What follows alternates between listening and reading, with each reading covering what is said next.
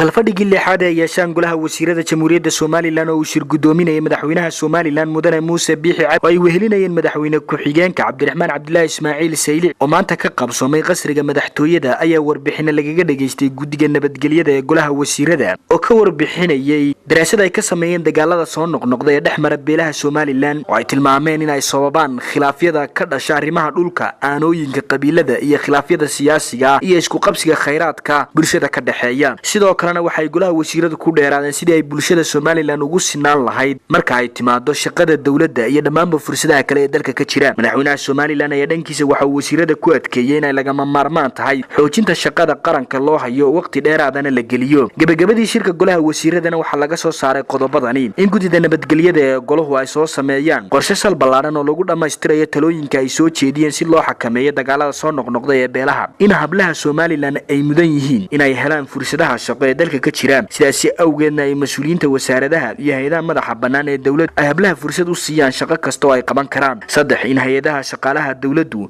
marka ay qaadayso imtixaanka shaqada lagu galayo ay hablaha u samayso nidaam gaar ah oo u sahlaya inay qayb ka noqdaan shaqaalaha dawladda iyadoo la tixgelinayo sharciga shaqaalaha dawladda.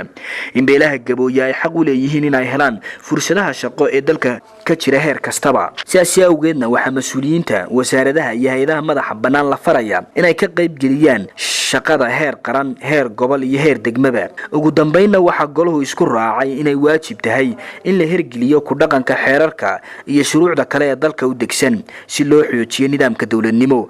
Cabdikariim Saciid Saalax, Home Cable TV, Hargeysa.